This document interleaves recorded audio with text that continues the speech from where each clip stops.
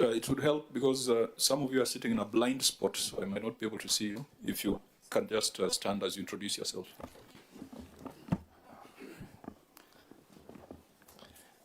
Thank you, Chair. My name is Paul Oso, Director ICT for Homa Bay County. Thank you.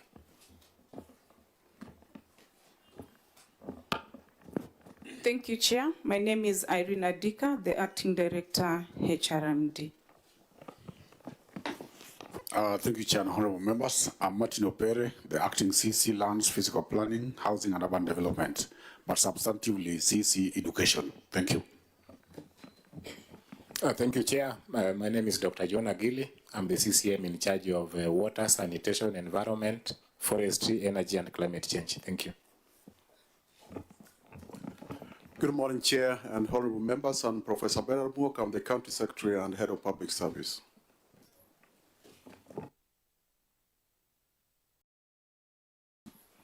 Morning, Chair. My name is Dr. Lo Joash, the County Executive Committee member for Agriculture, Livestock Production and Irrigation, and also acting in the Department of Trade, Investment, Tourism, Industrialization, Cooperative Affairs, and Youth Affairs. Thank you.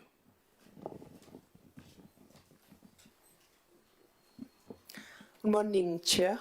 My name is Malit Sarah, the CCM for Blue Economy, Fisheries, Mining, and Digital Economy. Thank you. Morning, Chair and Honorable Members. My name is Grace Masio-Sewe, CCM for Public Health and Medical Services. Thank you.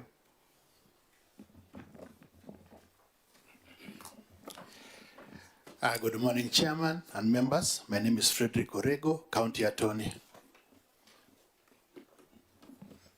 Good morning, Chair and members. My name is Alphonse Wera, Chief Officer for Finance. Good morning, Chair and members. I'm Okelo Sita, Head of Accounts, Homa Bay County. Thank you, Chair. My name is Daniel Anyango, County Internal Auditor. Good morning, Chair. My name is Elijah Dede, Chief Officer for Roads, Public Works and Transport, and also CCM designated for Trade, Investment, Industry, Cooperative Development, and Youth Affairs. Thank you. Thank you, Chair. I'm Engineer Bernard Nyobange, Chief Officer for Trade, Industry, Investment, Tourism, and Marketing. Thank you. Thank you, Chair and Honorable Members. I'm Isaiah Okoto, Public Service Board Chair. Thank you. Thank you, Chair and members. My name is Ruth Achim, CEO of the Public Service Board. Thank you.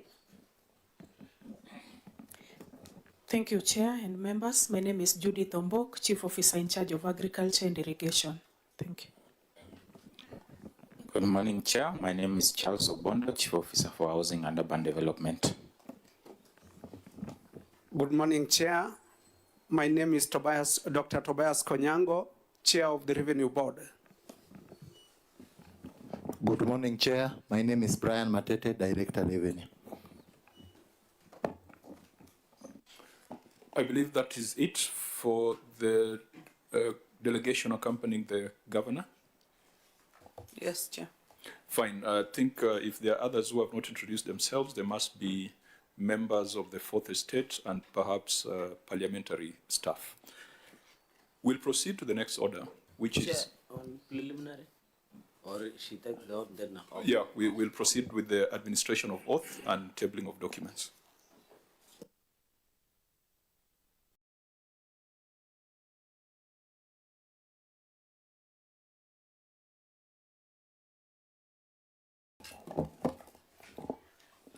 I, Gladys Wanga, do solemnly swear that the evidence I shall give before this committee in respect of the matters before the committee shall be the truth, the whole truth, and nothing but the truth, so help me God.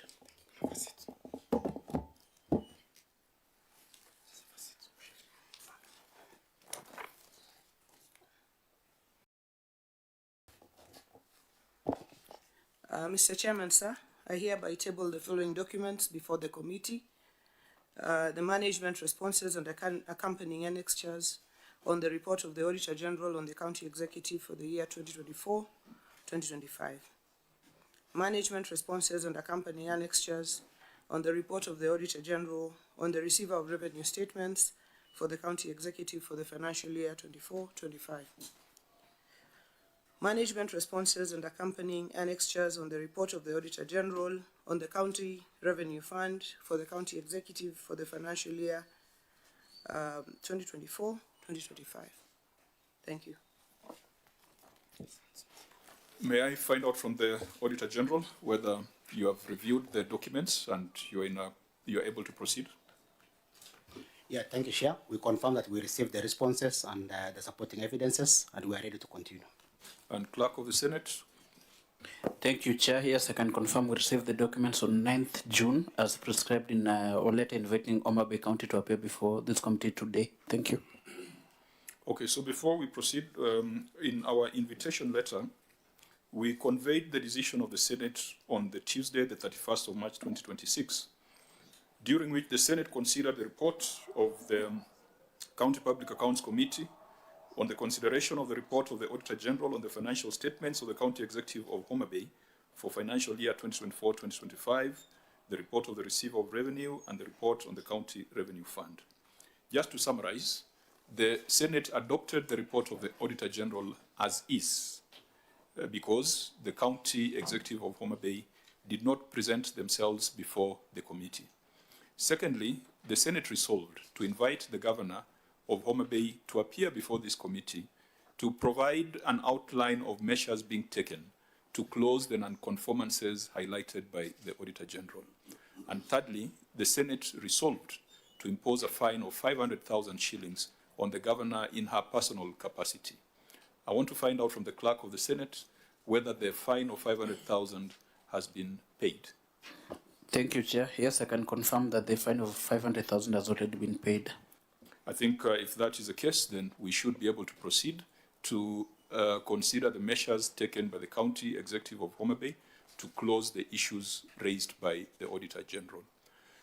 Since the Public Accounts Committee Chair of the County Assembly is present, let me find out whether, as a County Assembly, you have considered the report on the County Executive, the report on the Receiver of Revenue, and the report on the County Revenue Fund, and whether the House has made any resolutions.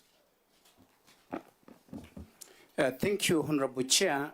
We've done so and forwarded the same deliberations to the Senate. Thank you. Clerk, are you in receipt of the resolution of the House on the three reports? Chair, I've not cited those resolutions, but I'll check them out, then get back to the committee. Okay, I think going forward it would be very useful if the time the notice is received for this appearance, if the Assembly has made a resolution, that those resolutions are shared with the Senate early, so that we don't ask the same questions twice. So if they had been circulated earlier, they would have formed the basis, or they would have formed part of our conversation today. However, it's good to know if they were done within the statutory timelines of March 31st, because then you cannot consider them if they are done outside that timeline. What was the date of adoption? They were done within the timeline, and the same was forwarded, I believe so. Okay, I think when we retreat to write our report, we'll make reference to the report of the County Assembly, but that does not stop us from proceeding with our inquiry today. Unless there is any preliminary matter, and looking at the time, knowing that by 2:30 we should be in the chamber, Senator Chirarge? Chair, you know, wage bill in most counties, including Homa Bay County, is quite high. But I know that's an issue. My only concern, Governor, I've noticed you have an unusually high number of your senior officers as acting capacity. So my question is why, and number two, whether there is a functional county public service board. So if you can answer why most of them are acting. And I find it strange that there is somebody who's introduced himself as DG's designate. So I don't know what that stands for. If you can highlight, because the issue of HR is very critical. And if you find people acting capacity, of course, under the law, they have limitation of execution. So, Governor, can you give us the reason as to why a number of your senior delegation are in acting capacity. Can I give guidance that there's a substantive audit finding on employees on acting capacity for periods exceeding 6 months? We can discuss, we can address that when we get to that substantive matter. Thank you, Senator. So let's go to the report on of the Auditor General, starting with the report on the County Executive. And time allowing, we'll also be able to look at the receipt of revenue report. Auditor General, what was your opinion?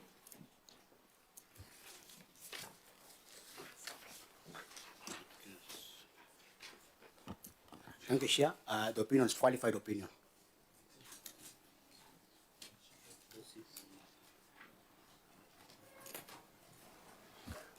Auditor General, read out your opinion, and then we go to the basis of the opinion.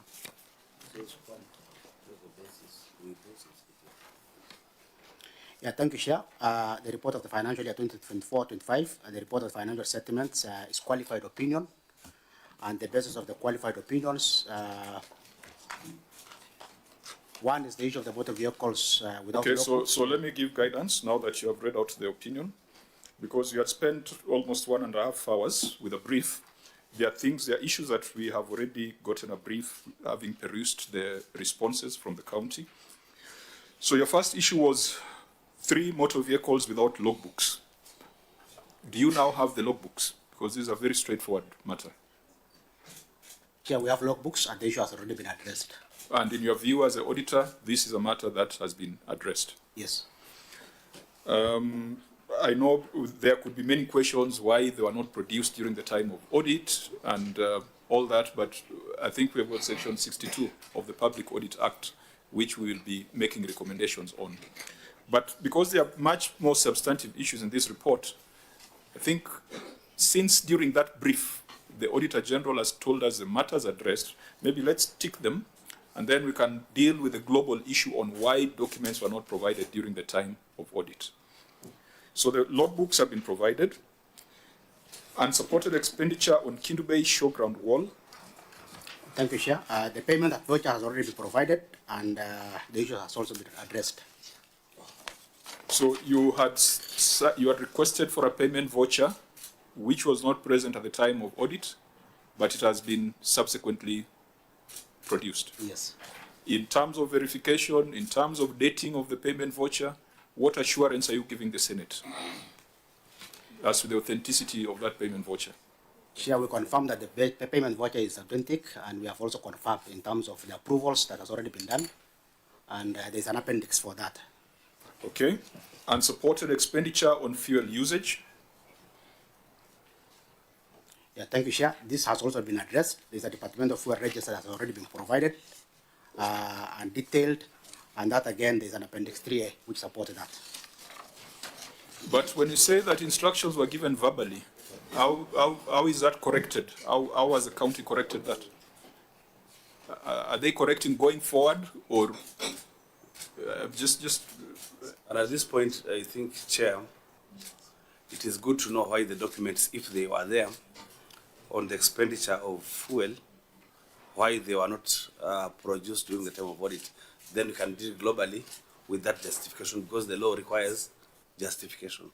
Okay, since we've been fairly efficient and we've already ticked off about 2 or 3 issues, maybe let's put this to the test. We ask the Auditor General to read his finding, and then the county government to respond, and then we just see whether the measures put in place address the concern therein.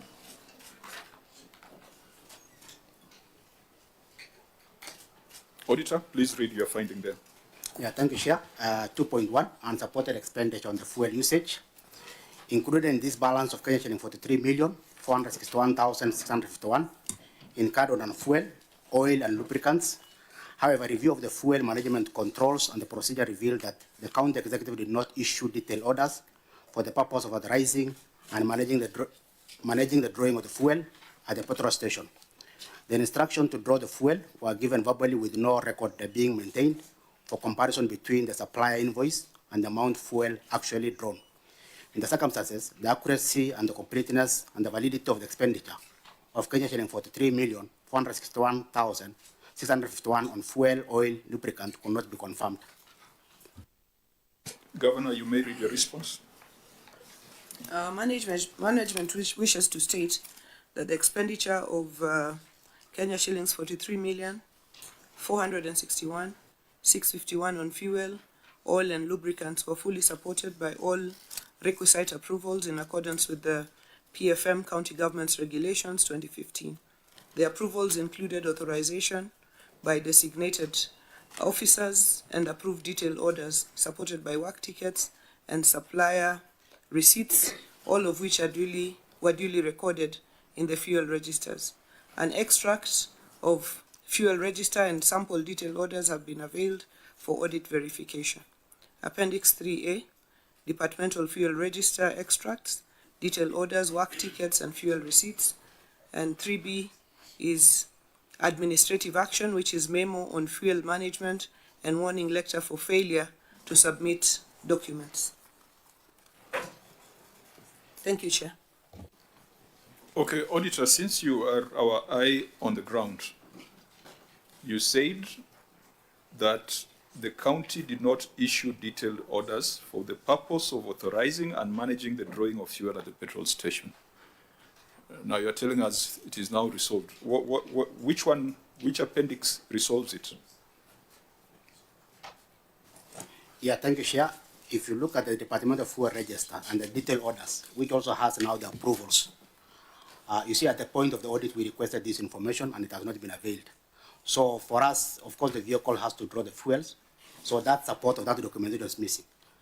But look at that Appendix 3A, where there's a Department of Fuel Registers and detailed orders. That already clarified, and also the work tickets has given some assurance.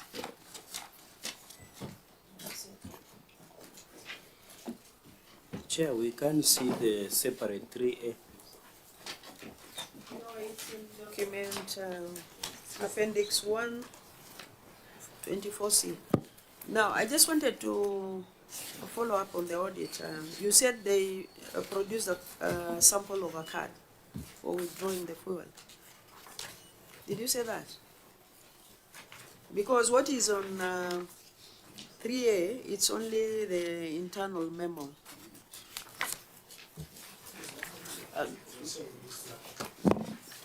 Through the chair. I have it here. 3A.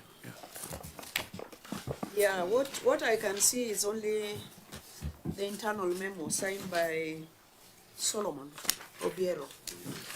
Now, if I may follow up, Governor, apart from the internal memo, you have something like a kind of card for each vehicle, because that could be assisting you to control the usage of fuel, to go to the petrol station to fuel your vehicle. Do you have anything like that? Thank you, Chairman. Yeah, just a minute, Governor. Senator Sifuna. Maybe she can take both together. Governor, from your response, you're basically telling us that county government vehicles are fueled on a phone call, or how is it done? Just explain to us. Because you're saying, the auditor is saying the instructions to draw fuel were given verbally.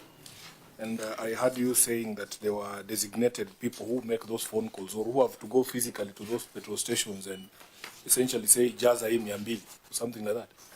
So just clarify for me what the process is there, and then how we can be able to know that these people are authorized to give that. Senator Chirake? Chair, I've seen a number of being issued by, I think, us petrol station.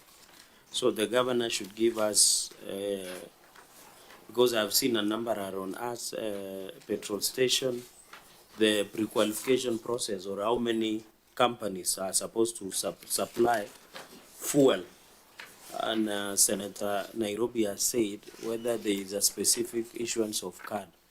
And Chair, with your indulgence, on the previous question on Kendube, I have seen in the response of the governor, he has only accounted for 10 million against 21 million. So I'm requesting with your indulgence, if we dispense of this matter, she can go back, because from her response, and like what, she can only account for 10 million against 21 million for the Kendube wall. So I wanted you to note so that we can go back. Thank you. I yield back, Chair. Just for order, Chair. in 3A, I'm not able to see the separate file. Blank, Maybe actually. the governor can point us to that separate file. Oh, separate. Oh, that is the one. Okay, okay. Thank you, Chair. Okay, Governor, you made. So sorry, Senator Wambua. So, Chair, mine would just be maybe a simple one on the invoices. Governor, the invoices that I'm seeing from Appendix 3A, all of them, actually I think without exception, are from a single service provider or contractor or petrol station. I don't know, maybe this is the only one that supplies fuel to vehicles in the county government of Homa Bay. You just explained that, that's fine. Okay, it would be useful, even as you respond, to also take us through, just explain what Appendix 3A means, because I'm seeing some documents that are either ineligible or blank. But you can respond to the earlier questions raised by the senators. Thank you, Chair. What we are providing in Appendix 3A in response to the auditor's question on how the fuel process happens is we are providing the extracts of departmental fuel register extracts, detailed orders, which is what you use to go and fuel, not via phone call, work ticket, which the drivers provide, and fuel receipts. So what we have provided here is evidence that there is a process, and we provided them department by department. Not all of them, but extracts of them, that there is a process that each department has for purposes of acquiring fuel. On the issue of the invoices, yes, there is invoices from the Haas Petroleum, there are invoices from Zamzam petrol station, there are invoices from Shell. These are the petrol stations that are predominantly in Homa Bay. So it is not a single, petrol station. CC Finance, if you have anything to add. Yeah, and as CC Finance response, you probably want to even take a sample, because I can see the first placeholder here is education, and then just help us understand what those pages with regards to education, what you're trying to say, and how it confirms the process. CC? Thank you, Chair. Chair, with respect to education, on the first page, we have the voucher number, the account details, the item description, that is the product that we are consuming from the particular petrol station. Chair, it indicates the payee, which is the person giving us the product, and the payment date and amount. And that is the Department of Education. Chair, the second page, just under the Department of Education, we have a payment voucher, which has now been drawn in favor of Haas Petroleum, who having given us a supply of fuel, oil, and lubricants.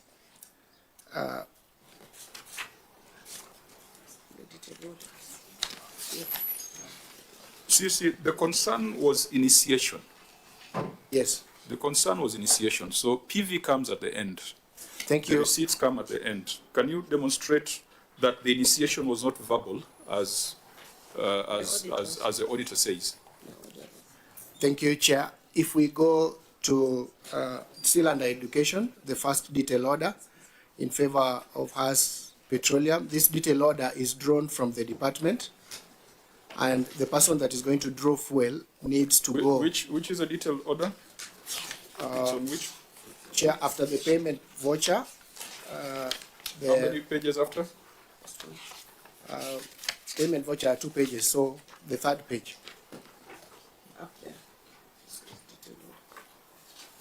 Okay, so you can explain that.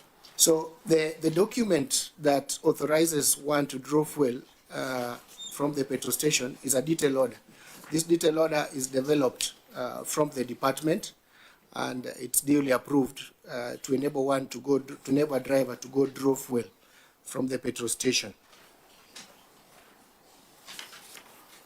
Help me understand, CEC, because I can see that detail order you're speaking of. Is it the number 3117268? Yes, Senator. How do I know which vehicle is going to be fueled?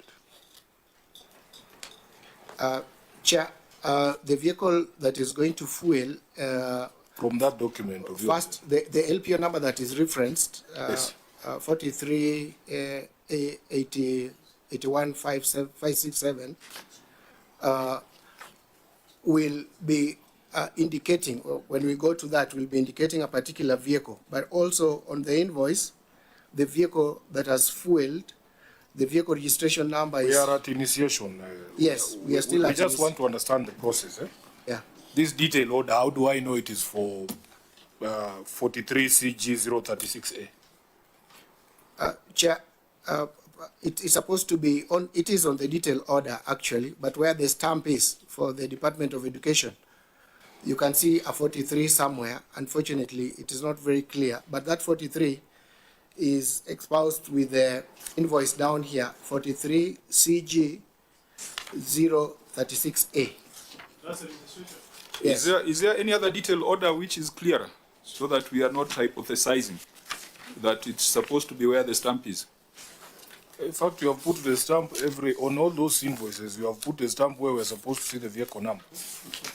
Is it a coincidence? Maybe we can check the second one. And even, Chair, the way the payment voucher has been written, it's less, because even on the words they have just written 200. You know, but they only in numbers they have written 200,000, but in writing is 200. We don't know whether it's 200,000 or 200 in payment. So even if you look at the payment voucher CC, and you are the ones who write, this is laziness. The one on after the third, after even the first one, in your separate document. Okay. Is there any order that you can refer to that? Yes, Chair. Can you use this one to explain to me? Yes. 3117278. Voucher, I think is the last detail order. Before Blue Economy. Before Blue Economy. Before Blue Economy. So that we understand the process. So, thank you, Honorable Senator. Thank you, Chair. So 43 CG 253A is on the detail order. Detail order number 3117278. The vehicle is drawing diesel. The date that the vehicle has gone to draw. The name of the vendor. And the amount of fuel that is drawn in liters. After that detail order, we have an invoice that the vendor gives, which will go to the file. What's the amount of the invoice? 70 liters. The amount of money. This is supposed to be 11,000. But it says 13,288. But it is wrapped there, 11,627, even it says 700 liters. 70. Sorry, Chair. From the invoice. Thank you, Chair, Honorable Senator. These things are handwritten. You see, can you breathe in and out so that you can answer properly? You are confusing us. Thank you, Honorable Senator. The 13,288 is the value of the fuel drawn for 70 liters at a cost of 166. CEC, Chair, with your permission. Yeah. Can I give you my copy? Because I think maybe you have a clearer copy for us to follow what you're saying.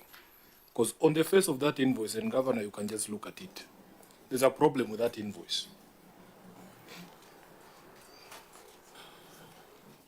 Where are you reading? Because mine actually, from where I sit, it says 700 liters. It has been, what is it called? Amended. The total amount there, I can't even make out what this figure is, Chair.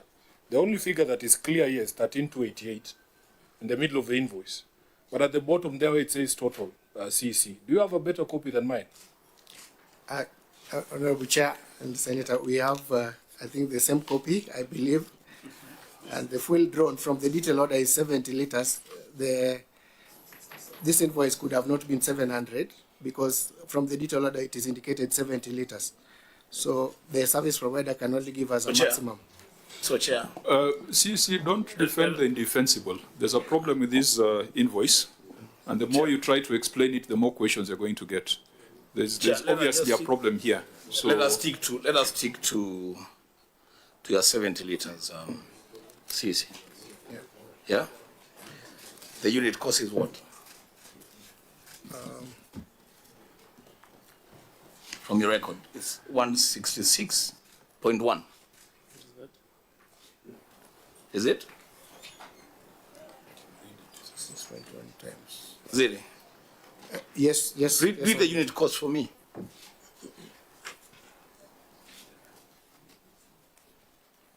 The unit cost is 166.1. Now multiply 166.1 by 70. What do you get?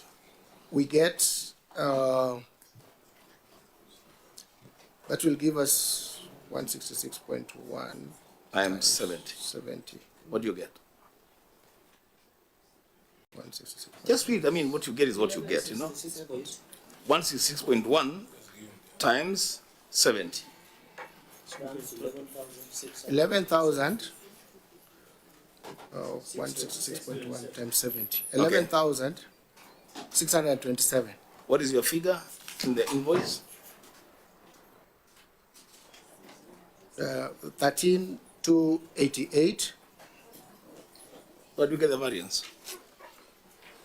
Chair, what I can see from the face of this invoice, there is a rubbing there, so it's 11,627 on the end, but then 13,288 in the middle.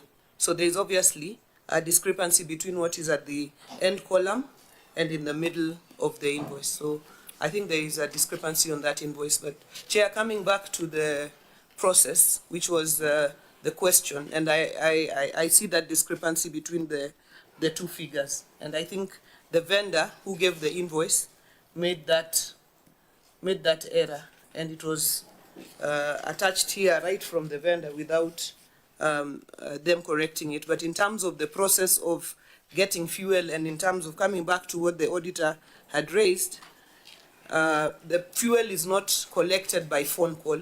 It is collected through a detailed order that is given to the vendor by the department. The detailed order, I think earlier what Senator Sifuna had asked, what on that detailed order shows the car that is going to collect the fuel. I think the detailed order has the space for the number plate of the car and the liters and the department that is collecting the fuel. Thank you, Chair, and we have noted that error in the invoice. Senator Dulo. Governor,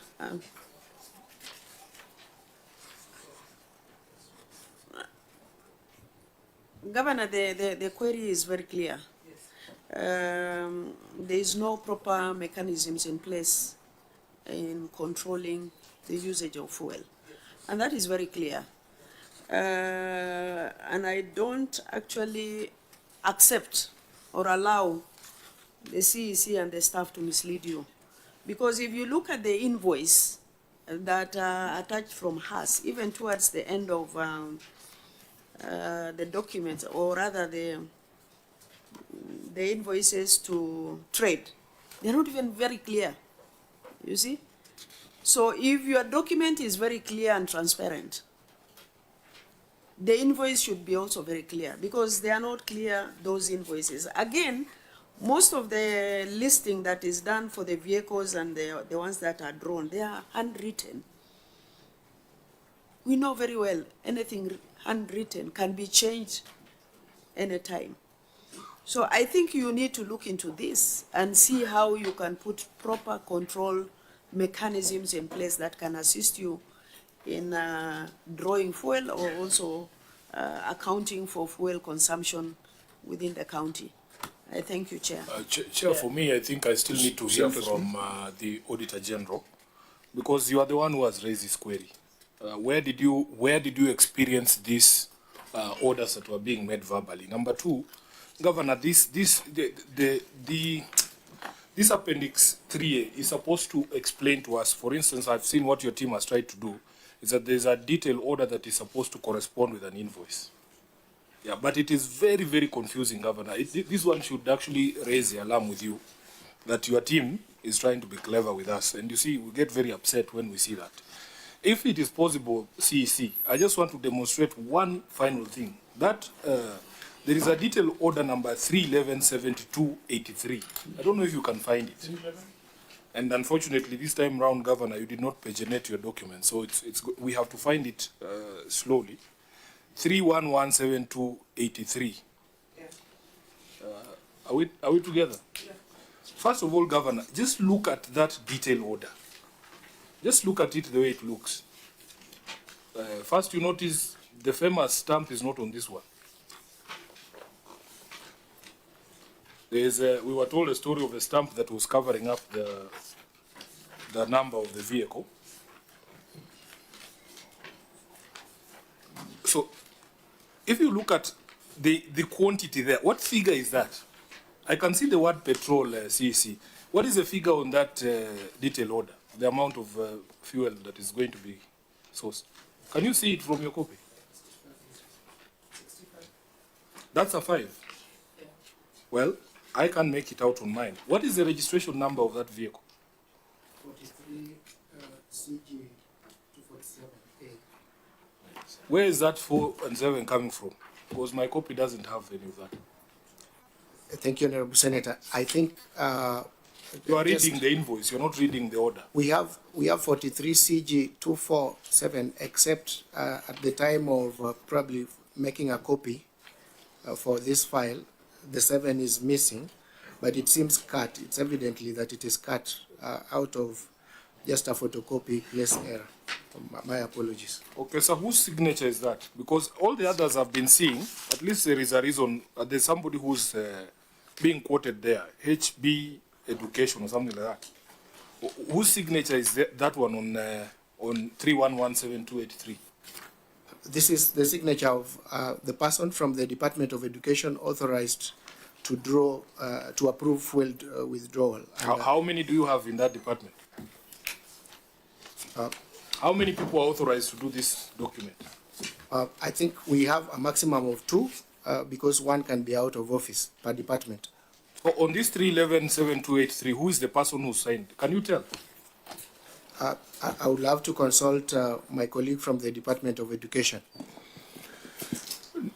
Finally, what is the date on that 3117283?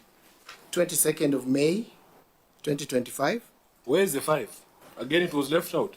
No, it's not left out, Senator, but I think it's just to do with the copies that were made, being that the detail order document, the color is yellow. When you make many copies, such as are bound to occur, when you make many copies. Okay, we are taking a lot of time on this matter. It's 42 million out of almost 13 billion expenditure for this year.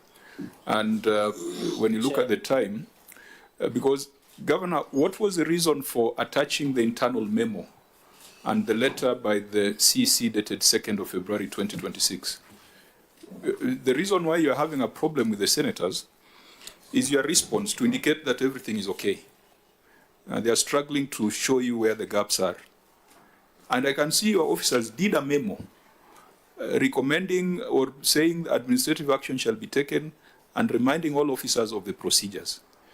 If you would have confined yourself to the measures you are taking to improve the process, that would have been good enough. But if the position is that the process is perfect, then you're going to get a lot of queries on the substance before us.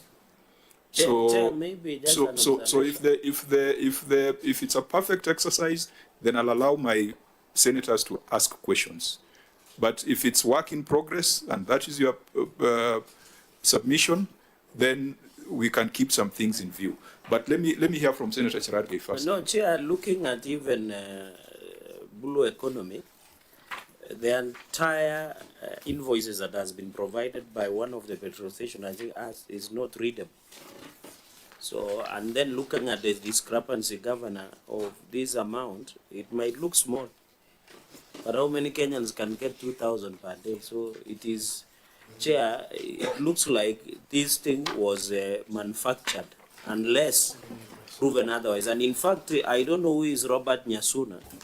This Robert Nyasuna, I thought it's somebody who works for the county, and Governor, they must do due diligence, because these are very critical. So, Governor, maybe you would consider striking out these invoices which are not readable until you get, so that it can form basis of answering this question. Okay, members, to ensure that we are not bogged down as in an audit, because the facts as presented indicate there's a problem.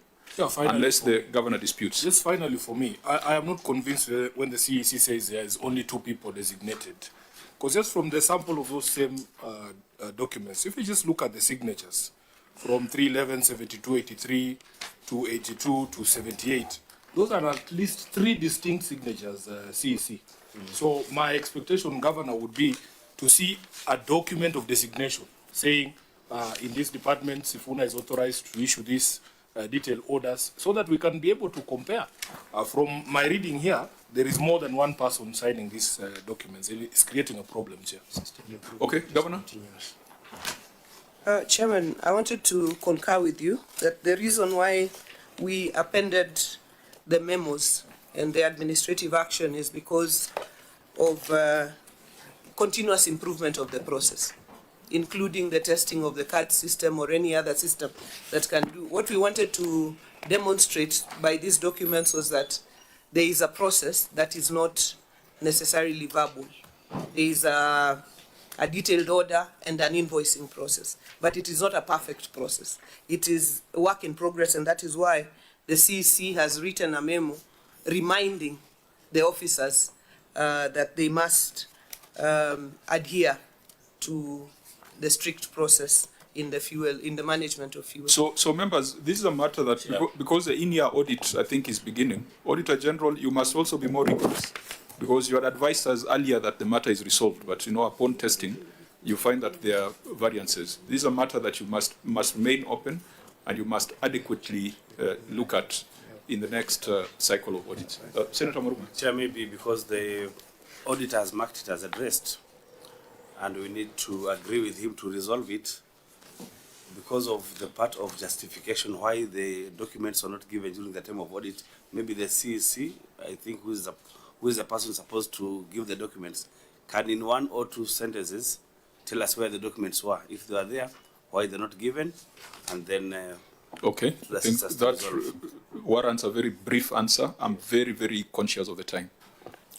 Thank you, Senator. Appendix 3B. Appendix 3B.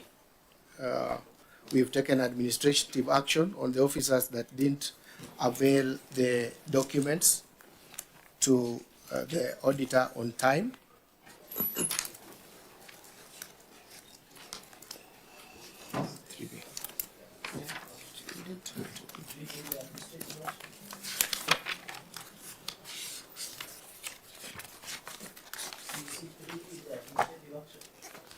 Yeah. Yes, 3B, administrative action.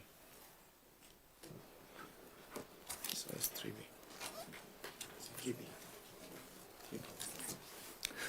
The question asked is different from the answer you are giving, because the senators asked where were the documents at the time of audit and why were they not produced, because administrative action is taken at the tail end.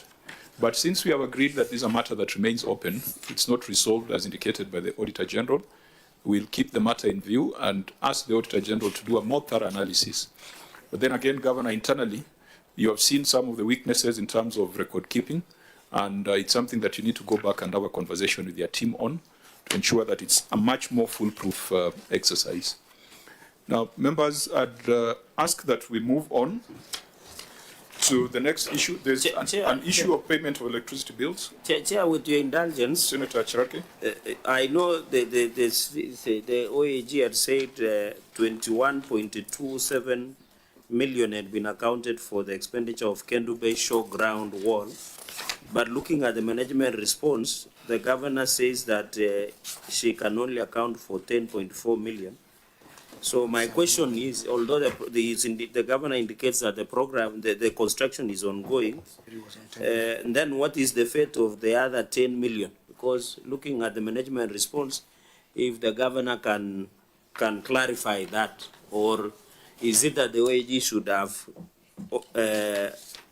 clarified on 10.4 million instead of 21.2 million in the payment of Kendu Bay Showground Wall? Okay, this is straightforward. Yeah. Governor, the amount queried was 21 million. In your response, you have talked of 10.4 million. What happens to the remaining 11 million? Thank you, Chairman. Chairman, is different from the answer you are giving, because the senators asked where were the documents at the time of audit and why were they not produced, because administrative action is taken at the tail end. But since we have agreed that this is a matter that remains open, it's not resolved as indicated by the Auditor General, we'll keep the matter in view and ask the Auditor General to do a more thorough analysis. But then again, Governor, internally, you have seen some of the weaknesses in terms of record keeping, and it's something that you need to go back and have a conversation with your team on to ensure that it's a much more foolproof exercise. Now, members, I'd ask that we move on to the next issue. There's an issue of payment of electricity bills. Chair, with your indulgence, Senator Cheraki. I know the OAG had said 21.27 million had been accounted for the expenditure of Kendu Bay Showground Wall, but looking at the management response, the governor says that she can only account for 10.4 million. So my question is, although the governor indicates that the program, the construction is ongoing, then what is the fate of the other 10 million? Because looking at the management response, if the governor can clarify that, or is it that the OAG should have clarified on 10.4 million instead of 21.2 million in the payment of Kendu Bay Showground Wall? Okay, this is straightforward. Governor, the amount queried was 21 million. In your response, you have talked of 10.4 million. What happens to the remaining 11 million? Thank you, Chairman. Chairman, the contract sum was 21,217,151. The project is ongoing, and the amount that has been paid is 10,411,561. That is what we indicated in the response, and the project is still ongoing. Auditor General, when you say 21 million was spent, does that mean that there was evidence of actual payments of 21 million? No, sure, that was the contract sum amount. You know, if you look in terms of the disclosures, the 21,217 was the contract sum for the Kendu Bay Showground.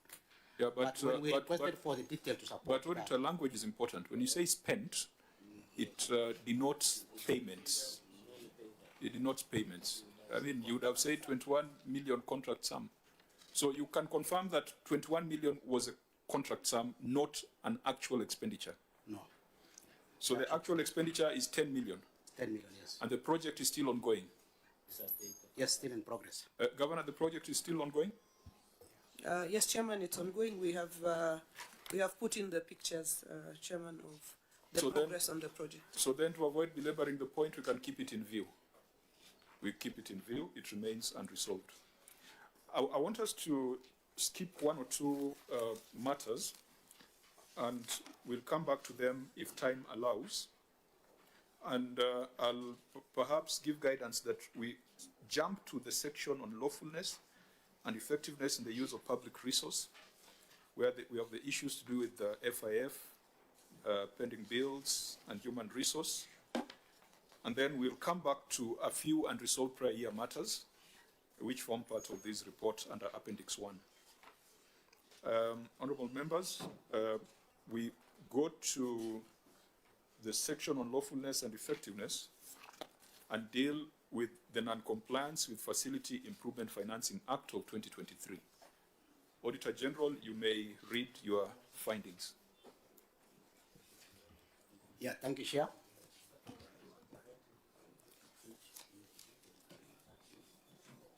Yeah, proceed. Yeah, thank you, Chair. Non-compliance with the Facility Improvement Financing Act 2023. The review of the revenue records obtained from the Level 4 and Level 5 health facilities in Homa Bay County revealed that 24 health facilities collected a total of 1,616,696,509 toward the health facility improvements. Out of this amount, a total of Kenya shilling 915,941,705 was transferred to the special purpose account at the health department. However, the special purpose account reimbursed a total of Kenya shilling 607,007,504 to the health facility, resulting to a deficit of Kenya shilling 228,904,220. This was contrary to Section 5.1 of the Facility Improvement Financing Act 2023, which requires that all monies raised or received on the behalf of the public health facilities be retained in the hospital facilities improvement financing account. In addition, failure to reimburse the total amount transferred by the facility negatively impacted on the service delivery by the health facilities. In the circumstances, the management of the county executive was in breach of the law. Thank you, Chair. Governor, you may respond. Chair, just on a point of order, if you allow, I have seen at the pictures of Kendu Bay Showground. The wall looks complete except the gates. But looking at the amount that is being used for walling vis-a-vis the land, it doesn't tally, because if I look at the land, it might come to around 3 to 5 million. Why would you use, and it looks desolate, why would you use that amount? Let's do this. Let's deal with this FIF, and then the governor responds, then we can come back to the showground. Okay. Yeah. Governor, you may proceed.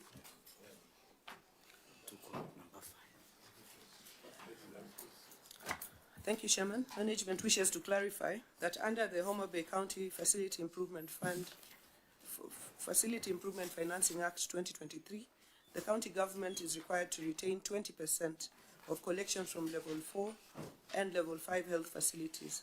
Consequently, out of the 915,941,725 collected and transferred to the FIF special account by the hospitals, 183,188,345 was lawfully retained and utilized within the healthcare sector to fund the following programs: supervision of public health facilities, supporting Level 2 and Level 3 hospitals, and supply of commodities to hospitals, while the balance of 687,007,504 was reimbursed to the facilities during the financial year.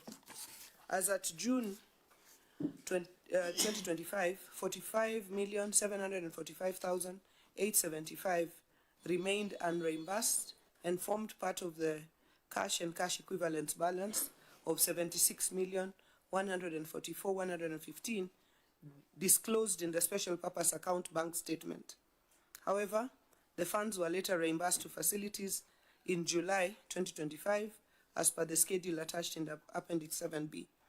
Management confirms that the funds were retained, managed, and accounted for in accordance with the relevant legal framework and fully disclosed in the financial statements.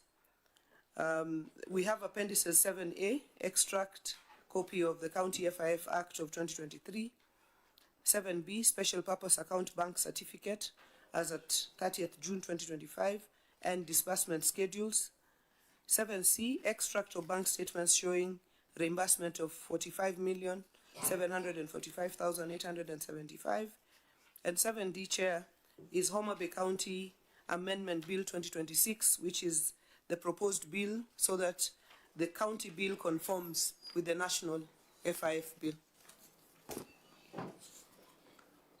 Auditor General, you cited violation of the law. What is the position? Yeah, thank you, Chair. Here, the issue is about the national law, the FIF Act 2023, which requires all the funds to be retained at the facility.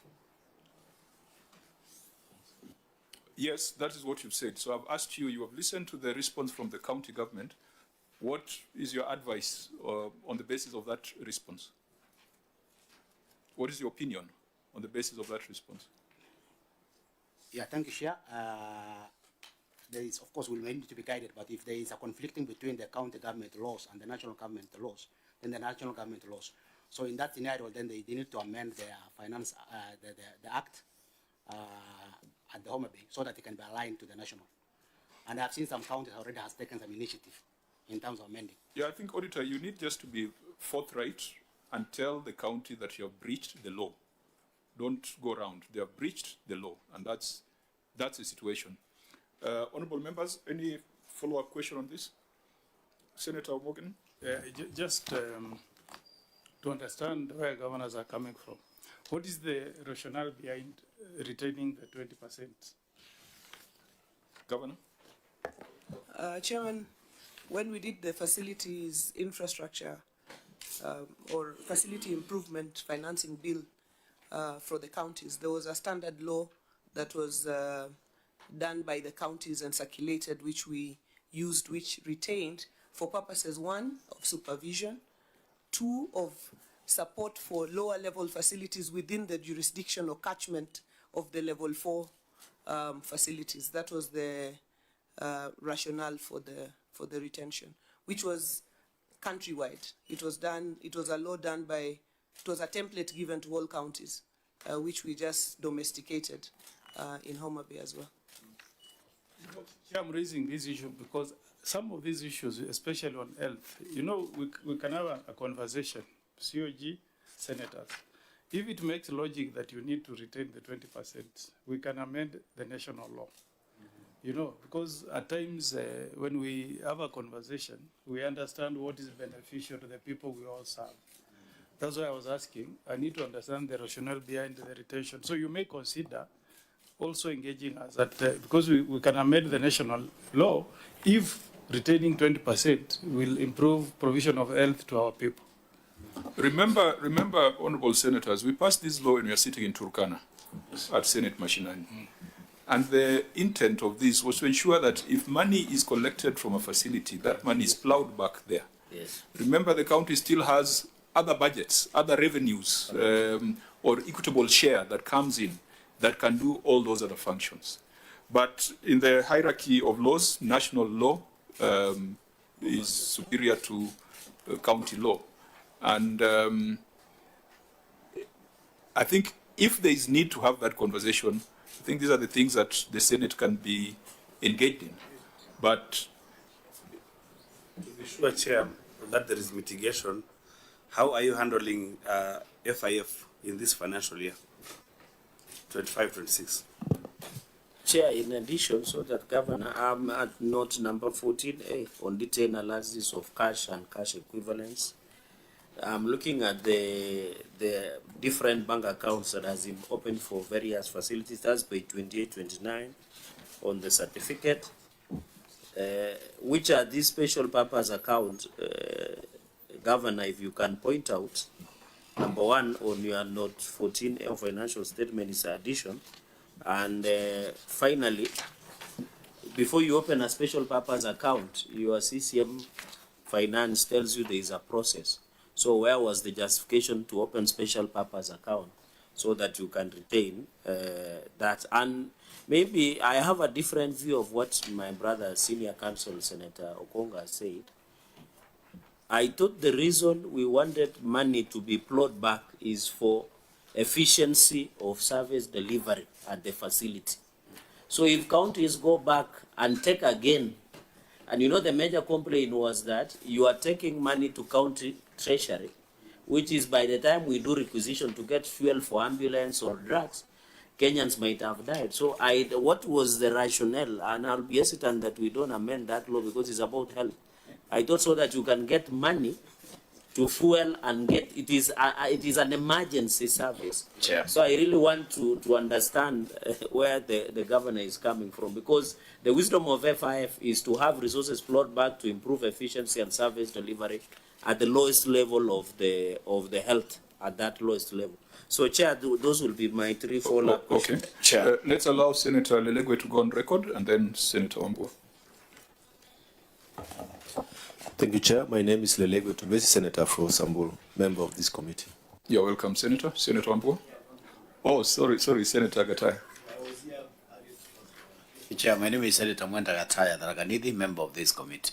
You're welcome. Senator Wambua. Thank you, Chair. I'm happy you are saying, and my colleagues are saying that there are conversations that can happen between the county governors and the Senate. And I want to go back to that FIF. Okay, the law is clearly, Governor, the law is, it has been breached as is. The question that I ask myself, and I keep asking this question, because the county governors are the ones who are implementing these things. They are the ones who are on the ground doing these things.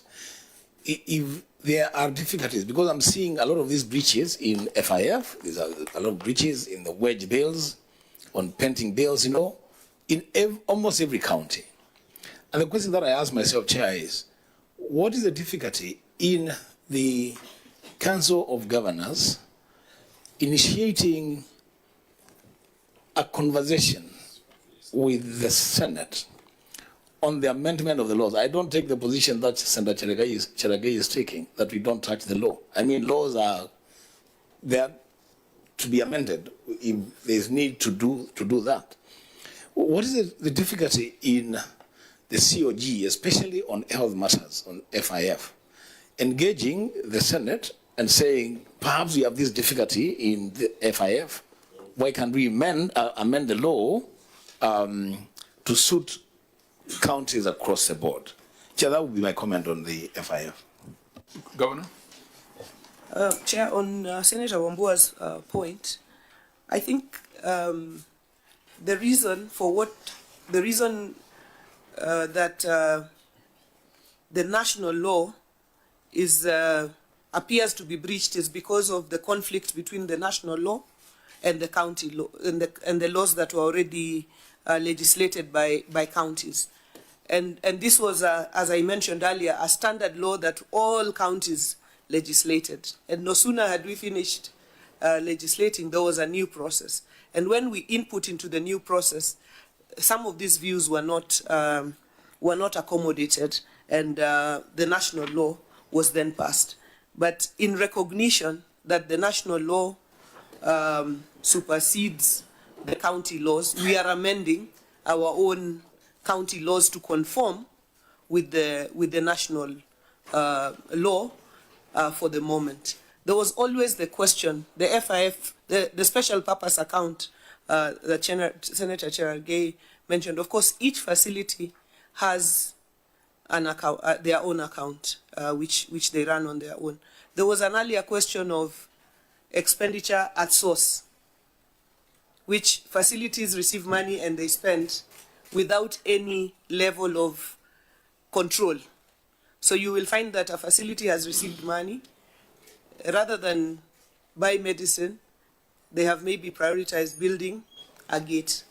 And that is why there was a special purpose account created, so that when money is sent to the facility account, it is sent with an AIE. And we have formed an AIE committee that has the CC for health, the chief officer for health, and the facility in charge, so that they discuss and agree on what are the priorities. And for example, they've said priority number 1 is you must buy pharmaceuticals and non-pharmaceuticals before you are allowed to invest in firewood or anything else at the facility level. So it is exercising some level of control, but ensuring that the facilities have their resources to expend. So, Chairman, on this particular FIF, we are concluding on amending the law. We have attached the revised law for the county so that we can align it with the national law, so that we can proceed, so that the breach is not noted. But all of this is for purposes of service delivery. There is no money from health that is not spent on health. So, Governor, through the chair, that alignment, will it happen in all the counties, or is just in Homa Bay? This is what Homa Bay is doing. And the auditor mentioned, that many of the other counties are also working on their own laws to align it with the national law. Where there is conflict between national and county legislation, national legislation is the one that applies. Now, before we get lost in the policy conversation, the numbers are not tying. Auditor General, you are saying the county collected 1.6 billion towards health facilities improvement. And out of these, 915 million was transferred to special purpose account. Let's tie the numbers, because the policy issues, I think, are quite clear. The county does not refer to 1.6, the county says it collected 915. So which is which? For us to be sure that even with that irregularity in legislation, the numbers are flowing as they ought to be. You have said the county collected 1.6 billion from 24 health facilities. Is that the position? Yes, Chair. So, Governor, is that the position, that you collected 1.6 billion from 24 health facilities?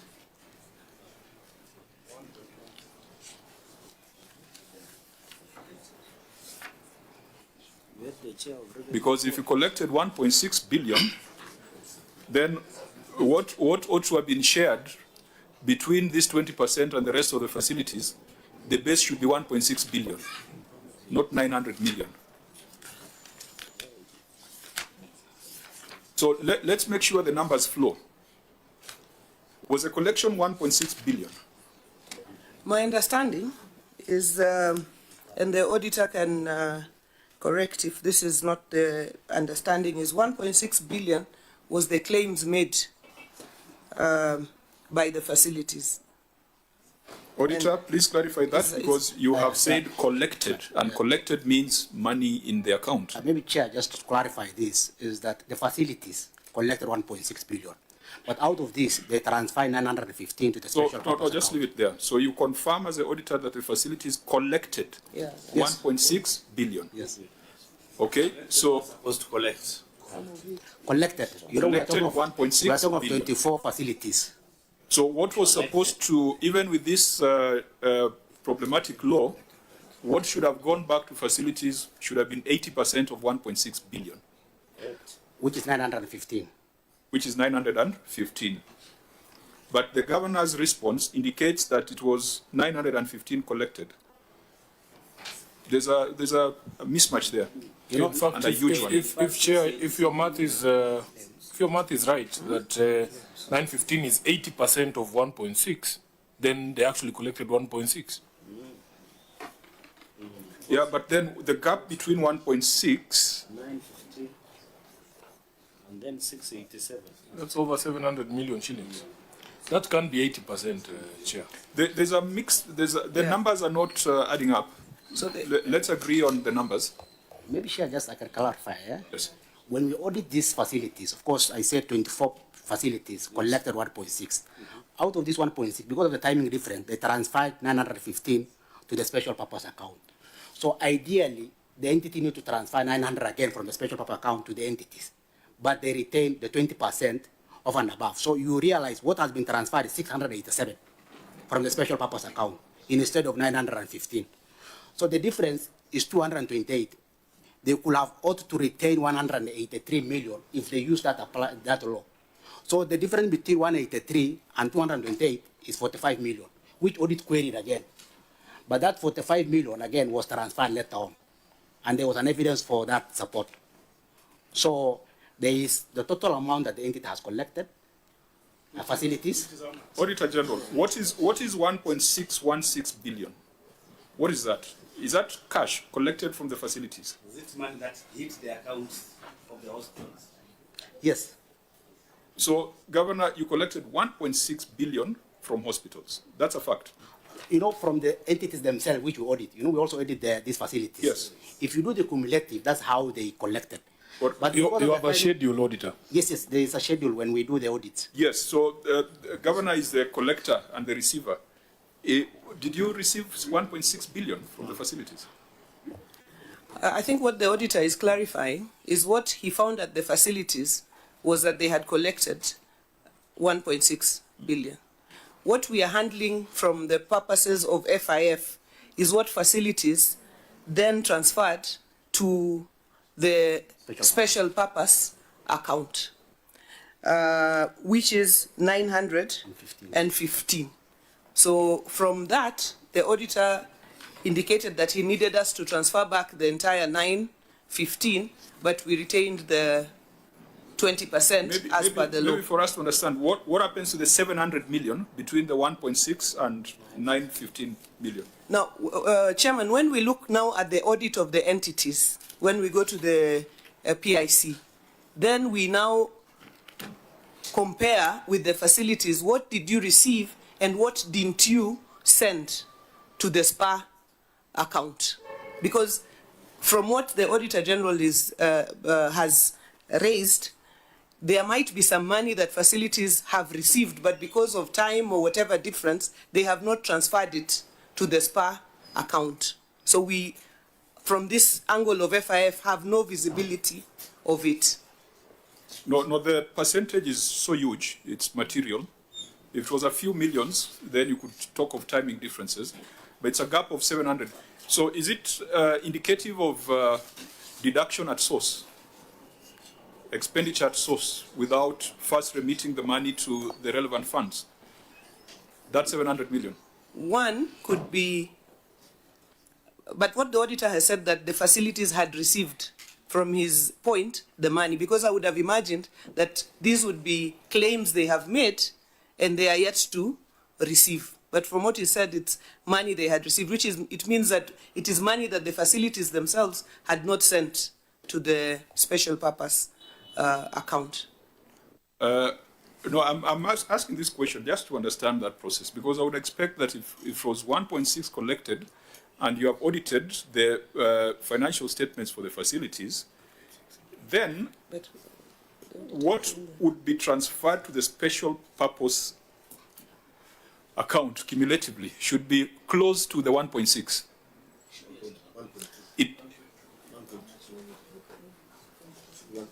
Which is 80%.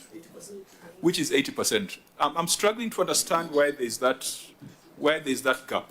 I thought it should be the entire 1.6. Yeah. Then it is transferred. Then it is sent back. So that's where auditor should tell us, because a simple understanding means 1.6 should hit the county account. Yes. Yeah. Yeah. Then they return 80%. 80% back to the facilities. Yeah. Yes. So we have not had. I've not received that explanation properly from the auditor. I don't think it's the auditors. It's the entities. It's the entity. It's an entity's explanation. Because they should agree with the entity that it's 1.6. Yeah. Then we do the maths now. So does it mean 700 million was spent at source? If the governor can clarify that, does it mean 700 million was spent at source? Because you have the you have chief officer in charge of health services. They are the accounting officers and departmental heads. So out of this 1.6, and I don't think OAG will go and come up with 1.6 billion without going through the schedule of collections within those 24 facilities. But so Chair, between 1.6 billion and 915 million, the difference of 700 million, was it spent at source? Chair, okay, Senator it's the same auditor who audits those hospitals. He should be able to tell us, was the 700 million spent at source? That difference.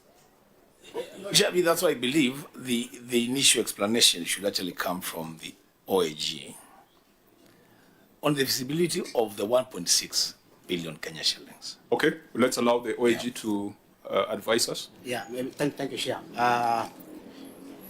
When the facilities collect, you let's say maybe the share has been paid to specific facilities. And based on the arrangement between the special purpose account and the facilities, they are supposed to fund these transfers. So for us, we normally have the cut-off date, which is 30th June. So at the cut-off date of 30th June, you may see the facility has collected. But probably they will have the 5th day of the month for them to transfer the funds. You know, there's what we call the timing difference.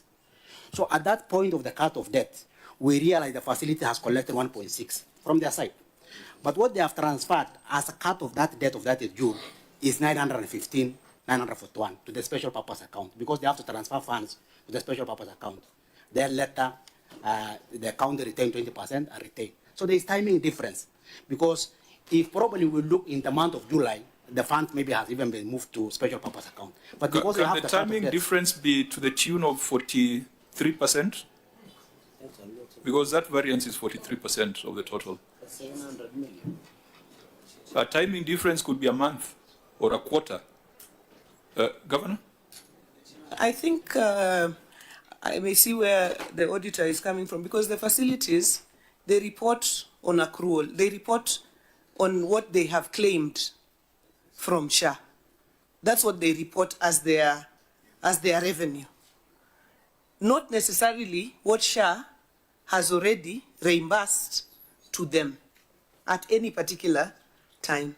So they might be reporting in their books those amounts, but on the basis of the claims they have, because every treatment you make, you file the claim, but the money does not necessarily come back to you in good time. So sometimes we even report, you report revenues on the basis of those claims in the hope that you will receive back the money. And Perhaps yes. that is what the report is, because we have tightened a lot the issue of expenditure at source. And The that's what, Chair, I facilities bring money to the spa. But again, the entities, we the PS detailed reporting from the entities themselves. That's when so today we were responding to the issue of what came to the FIF. Thank you, Chairman. Yeah, that's why I was asking the auditor if the 1.6 billion actually hit the accounts of the hospitals, and you did the total. And if you did so, and 915 was transferred to SPA, then you must be knowing what happened to the other money and how it was expended. Auditor? Oh, yeah. Because you see, the auditors use the language, the facility is collected. And English, on its face, a collection is money that has been received by the facility. So I don't know what else we want the auditor to explain. Whereas what the governor says makes a lot of sense. Are we okay? Yeah. So, whereas it makes a lot of sense, Chair, you have asked the auditor more than 3 times whether that money, 1.6 billion, was realized by the facilities. And the 3 times he affirmed that the money was realized. So I don't know whether now he wants to change that position or what's going to happen. Auditor, you remember you're not the one on the spot. It's a county to explain. So I would be quite hesitant to put you on the spot for too long, but just clarify, because even though the English here does not need clarification for anyone who went to school. Auditor, do you stand with your collected, or it's something that you want to vary? Here we stand with the amount that has been collected at 1.6 because we also audit these 24 health facilities. And based on their collection, you can able to confirm that this is the amount as at that date. But in terms of how the funds are moving from the facility itself to the special purpose account, there's always timing difference. But here the main concern of the audit query is 915 that requires to be fully funded back to the facility. Yeah, 915, but we have also raised concern about the 700 in between. Because even if it was a timing difference, it cannot be 44%, because the amounts that have been transferred are just 53 point something percent of what you report as having been collected. So I think this is a matter that perhaps needs to be looked into further, because we focused more on the law, but not on the numbers. These numbers must be looked at. Now, Governor, is there a disbursement schedule for the facilities so that facilities know that on a monthly basis they're going to get their money back? Because I think coming from Homa Bay, there could be 1 or 2 facilities that have not gotten their disbursements since perhaps late last year.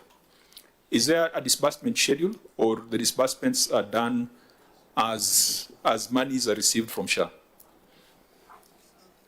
Thank you, Chairman. In the earlier times of the process, there were delays here and there, but that was tightened. So if you send your money to the SPA, it should not be more than 4 days before you receive it back to the facility. And I want the finance chief officer who does that to just confirm whether there could be monies that can take more than a week in the SPA.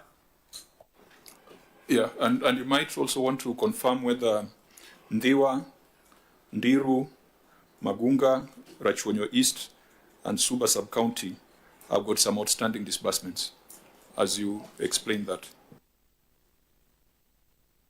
Thank you, Chair. The refunds to facilities, we do them as fast as within the day, but not longer than within the week. And that is how the SPA that is locally operated has really been useful for us to ensure that that is done. Unless a facility has not met any condition required, for example, bringing a certified statement showing what they received, which also rarely happens. So I can confirm that it doesn't go beyond a week, but it goes as fast as within a day we send back to the money back to the facility. Is there any reported challenge in some of those facilities that I mentioned? In terms of delays in reimbursement? Ndiwa, Ndiru, Magunga, Rachonyo East, Suba Sub-County Hospital. Chair, that is reimbursement from SHA, not from the SPA at the county. There were some clarifications which were being required by the SHA national office, and therefore their reimbursement from the national SHA office is what is has a challenge, not from the local operations. Okay, so on that, because when we went to Busia, I think we went to the general hospital, and the doctors there gave us certain challenges that they're facing with SHA. What would be the challenge in Homa Bay, so that even when you're engaging with the CS for health, it is something we can bring up, that Homa Bay was before us, and several facilities have not been reimbursed for many months. Because every time Duale comes, he says, everything is working well. There's no problem with SHA. Chairman, I can say overally, SHA has been reimbursing the facilities, but there are specific facilities in Homa Bay, public facilities that had challenges with SHA itself. And when the AI system that SHA has picks any anomaly with the facility, they stop. And then you clarify, and then they reopen. So this is what happened to some of the facilities that you've mentioned. Was Magunga one of them? Yes. Yeah, and Magunga. But a number of them, I want to ask you, Grace, the CC Health, to just confirm which of these facilities have been cleared by SHA and which one is still left that we are still pursuing.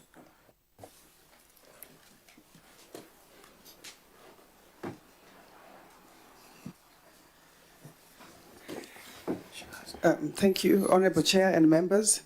The facilities that have since been cleared are Rachonyo South and Rachonyo East. We still have a problem with Ndiwa, with Marindi, with the Suba sub-county. Magunga is one of them, Ndiru, and Nyalgosi. Thank you.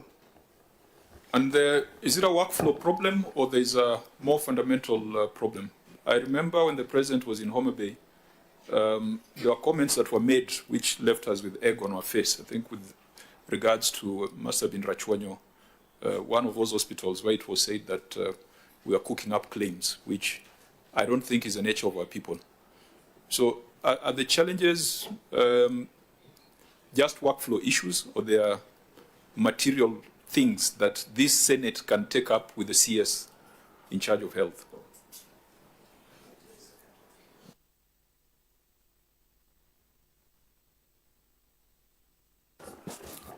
Thank you, Honorable Chair, members. A good number of the challenges relate to contractual provisions, and I think our team is doing a very good job of providing information that is needed as required.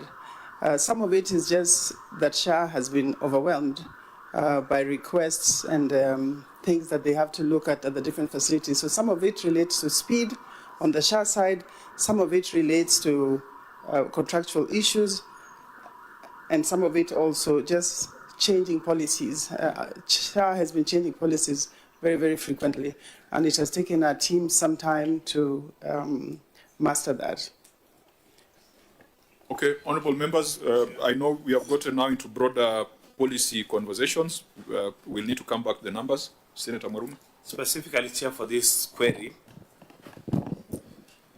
the action taken by the management is that the management disbursed the funds to the respective level 4 and level 5 hospitals. I'm imagining it is the 183 million that was retained.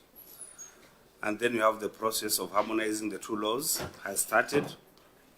That is, they're amending the law. I don't know if that is adequate to mitigate on the query, but also we need to know what is happening now. Are you still retaining the funds, or now what is happening? I think on the first part of the question, if we cannot agree on the 1.6 billion, then we cannot have a resolution. So we need, the auditor will have to assure us whether that 1.6 billion is collected or accrued. I think that's a starting point, because if the 1.6 billion is collected, then we have a much bigger problem of retention or drawing on funds at source. So there's no way we can solve this matter until we establish the basis. Governor? Chairman, I wanted to agree with you that because our responses focused on the money that came to the SPA, if we could have an opportunity to look at the schedule from the auditor on the 1.6 so that we know exactly what animal we are handling. So, Chairman, I wanted to agree with you that we will retreat and get the 1.6, whether it's accrued or whether it is actual. Then we handle it from there. And we will also be appearing before the PIC on the same with the entities. Yeah, so since this is in the report that is before us, we cannot toss it to another committee. Auditor General, as we do our report, you will provide us with a schedule that provides evidence of the collections.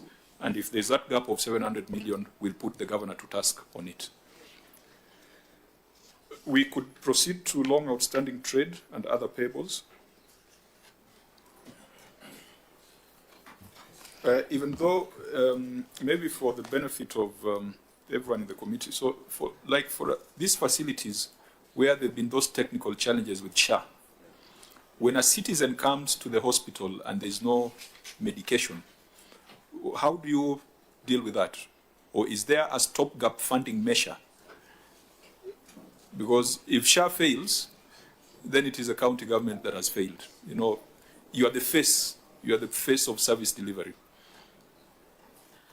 Chairman, it's a discussion we have had with SHA, including with the minister, that for public facilities, if there is a challenge, should the SHA be stopped, or should SHA continue to serve the public as we'd handle any issues on the background? And the idea should be that SHA should continue as you handle the issues on the background.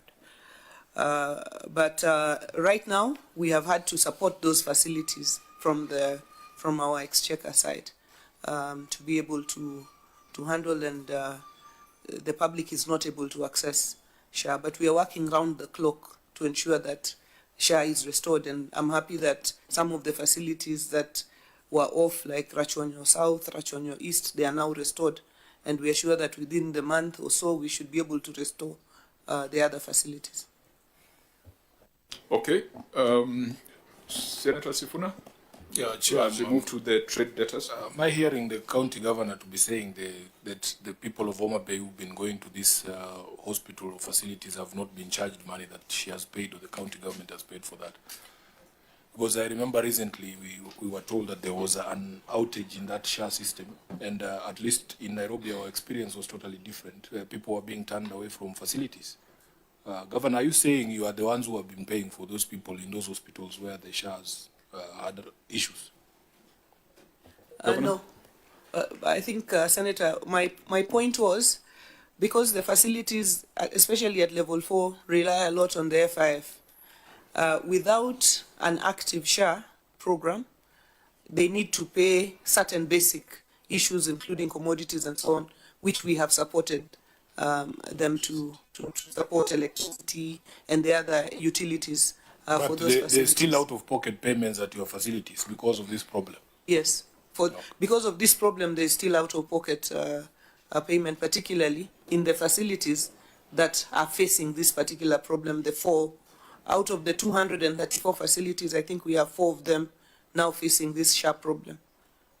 I think, Chair, if I got you correctly, what you're raising is if a facility has been blocked by SHA, I'm a citizen of Homa Bay. I have the SHA card. I will not get medical attention in that facility. I think that's the question Chair is asking. Then what happens to those innocent citizens of Homa Bay? They have SHA. The facility that is run by the county has been blocked from SHA. So how do they access health services if that is the situation? Maybe in addition, okay, Senator Chirake. Access services, they have to pay out of pocket, or because the challenges facing those facilities. Are these the same facilities that the CS told us they were facing issues of fraud? And then number 2, do you as a county have indigent support to citizens who don't have the ability to pay for the medical services? Thank you, Chair. And for the record, Senator Chirake is the biggest defender of SHA in this committee. So we'll be... Chair, I'm the biggest defender of government. I'm the biggest defender of broad-based. And I'm the biggest defender of anything that government for the better of Kenya. Okay, that's extraneous. And your governor also is the biggest defender of broad-based. So let's come back. Let's come back to the audit. Governor, so should it follow that you should be the biggest defender of mine? Or no? Just I think on the issue of these specific facilities, the discussion we have had, you can find that a facility has a case that can be said to be fraud, for example. Maybe it is a case of not adjusting quick enough to the policies. Maybe it is a question of people shared beds, so you claimed for 30 instead of 20 beds, which you're registered to have. So those kinds of issues are the ones that are resulting in the blocking of facilities. SHA generally, if I would say, Chair, reimburses facilities and is a big improvement from the previous system that we had. That I can say. But the concern is this innocent Kenyan who has SHA, and that is, but comes to a public health facility. But because of the mistake of that health facility, he or she is not able to access service using the SHA card. Yep. What do we do? I'm in total agreement with you, Senator Okongo, because, and this is the discussion we have had with the SHA and with the policy level, that if a facility has an issue, the issue should be dealt with while the public continues to access services. This is what we have raised, so that the punishment, when you block a facility, the punishment is not on the administrator. It is on the patient. So we have asked that the policy be changed so that if there is an issue with the facility, let the administration of the facility, who is the contract holder, because you know facilities sign direct contracts with SHA, to let them deal with that as the facility continues to offer services to the public, which is not the case at the moment. Okay, Senator Sifuna, finally. Just a clarification. Governor, you know, we in the Senate and you in the Council of Governors actually on the same side. I actually view these conversations here as you appearing at one of those facilities you're talking to, because we're supposed to fight these causes together. What we say out there, whether you are the biggest supporter of whatever, is something else. But we shouldn't be hearing any complaints when it comes to service delivery in hospitals if SHA is working. How much money does SHA owe Homa Bay County, your 24 facilities in reimbursements? I want to ask my health team to just work that out and share. And also just confirm to us what is my chair calls it an aging analysis, because when people go around saying this thing is working, and yet maybe Homa Bay is prioritized in terms of payments, but in Nairobi, SHA owes our hospitals a lot of money, and they're suffering. Those, you know, maybe we should start being like Cherargei, and then our hospitals will be given money. But we want to confirm. But Chair, He has called himself the biggest defender of something. Of course, yes, of SHA. So the CEC there should just confirm to me if, because Homa Bay is one of those counties, that cannot be an algorithm. That's what I want to know. That's why I want to know. Governor, that's a political question you can ignore. No. Order, Senator Cherargei. Unless Senator Sifuna, through with your indulgence, Chair, gives us a system that works 100% anywhere in the world. Chair, every system has Honorable Senators, we are the ones who wrote the 4 laws when we're in Turkana. Yes. So if it is not working well, it is our Chair, responsibility. You can't. It is our responsibility you can't take that to responsibility. revisit them. The argument is, Chair. if an entity has been blocked because of fraud, you know, if it is blocked, I agree with the argument that the innocent Kenyans must serve. But you also protect the resources that belongs to the people. No, that's okay. Let's allow Senator Sifuna to finish. I don't think when we write laws, we take on the responsibility of implementation, because what we were promised by the current administration is universal free health care. So even one person going to a facility and not being able to receive medication is a matter of concern for us as a leadership. Chair, the question of fraud is just one. But for instance, Chair, if you take into account the recent collapse of that system of SHA, that is not a question of fraud. And bearing in mind, Senator Cherargei, how much money the Kenyan taxpayer paid for that system, I am not saying, Chair, that we expect 100%, but we are saying a system that expensive cannot be out of service for 4 days. There's loss of lives in the country when things like those happen. That is nothing to do with fraud. So we are within our rights. We are within our rights to insist that because of the amount of money that we paid for that system, my healthcare contributions, Chair, when I was elected here, I think they went down, they went up almost 30 times. I pay over 30,000 these days, and we used to pay NHIF a fraction of that.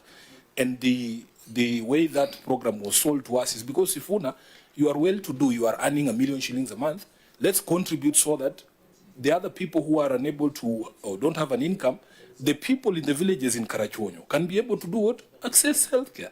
That is the reason why we supported the system. Now, if it doesn't work, if there is even just one person in Karachuonyo who is not receiving healthcare because the system is down, 100 and something billion Kenyan shilling system, Honorable Chair. So it's not to say that these questions are political, but healthcare is political. No, I think the questions are proper. We had asked about the size of the debt. You have the figures? Maybe you could share? Chairman, SHA owes us approximately 350 million to the facilities in Homa Bay. Chairman, on the other... And how old is that debt? Is it a month, 2 months, a year? They're just working on the aging. I just wanted to bring the amount. Chairman... But even before you go there, Chair, if the Auditor General or the county entity itself is saying that in the entire financial year that is under review, they themselves told us 900 and something was collected in all the facilities, right? If SHA alone has 350 in debt to the hospitals in Homa Bay, that's almost a third of the collections for the facilities, you know? So when we bring out these things, don't make it look like it is political. But if you have come to the doctor and you give me the wrong, what is it called? The wrong symptoms, Governor. If you give me the wrong symptoms, I will not apply the right injection, and you know how we do it. We want you to be paid the 350 million. I think you are starting, your preamble is what should carry the rest of the conversation, that we are on the same side. When we ask these questions, it's to get a solution. And when we find that 300 million is owed to Homa Bay, out of a potential collection of 1.6 billion or 900 million, it is significant. And it is in these sessions that we find legislative interventions or just interventions. We can call the CS for health, but it shows that there's a problem if you don't have 300 million reimbursed on time. Chairman, maybe I can just say this also, because in our language, something is said that the tail of a ship is compared with the other. If we compare the level of reimbursements, the amount in terms of reimbursements that SHA is giving to facilities in comparison to what NHIF was giving, SHA is much more enhanced. If we compare the timeliness in payment, SHA is prompter than what NHIF was. I'm just noting that in comparison. Of course, there's no perfect system. The promptness will determine once we get the aging analysis of the debt. Yes, Chair. Chair, let me just make a point, a simple but important point. You know, Governor, you and I, and every Kenyan worker is not in arrears in their contributions to SHA. None of us is in arrears. There can never be an explanation why SHA really should hold, that's just one county, 350 million Kenya shillings. And you know what, Chairman and Governor and all of us, you know, we can choose to compare NHIF and SHA or whatever it is that we want to do. But you see, Governor, if SHA was working in Homa Bay or in Kitui, the first person that would know that SHA is working is a patient visiting a facility. We don't need to tell them that it's working. I mean, if it's working, it's working. If it's not working, it's not working. And we are talking about a situation, and I don't want to go into those comparisons, where the Kenyan taxpayer has paid in excess of 100 billion Kenya shillings for a technology that is supposed to support SHA, a system that has been down for now almost a week or more. So let's not even go there. But if it's working, then Kenyan people will know it's working. We don't need to tell them that it's working. And for the amount of money that we have spent for that system, honestly, the uptime should be more than 97%, if you ask me. Now, for the cost. I know this is, these members here are seized of this matter on the floor. CS Duale comes regularly. What we must demand of Governor Wanga is to account for the 1.6 billion reported as collected. That's what we must demand from Governor Wanga, that money must go back to facilities. What we must demand from CS Duale is why 350 million remains undisbursed to the facilities. So I think let's separate it. Let's not attempt to over-explain the national government's role because this is a county government that is distinct. I think that's where we are falling into a trap. Governor, you got the aging, or it's something that can be provided later? I think they're working on it, and we will be able to present it. So we are clear on this particular matter that the first thing we must confirm is 1.6. And in terms of amendment of the laws, county laws, I think it would best serve governors to perhaps caucus and have one standard amendment for the county laws or the national legislation. In fact, amending one law is faster than amending 47 sets of laws, but we shall leave that to you. Let's move to trade payables, long outstanding trade and other payables. Auditor General. Thank you, Chair. Long outstanding trade and other payables. The statement of the financial position, and as disclosed in Note 20 to the financial statement, reflect a trade and other payables balance of Kenya shilling 1,504,513,380, which includes a payable totaling to Kenya shilling 1,091,975,059 that had been outstanding for 1 year, contrary to Section 14.2 of the Public Finance Management County Government Regulation 2015, which said that the debt service payment shall be the first charge in the county revenue fund, and the accounting officer shall ensure that this is done to the extent possible, that the county government does not default on the debt obligations. In addition, although the management has provided a payment plan showing the order of the priority they intend to use to clear the debts, the plan does not indicate when the payables will be settled. In the circumstances, management was in breach of the law.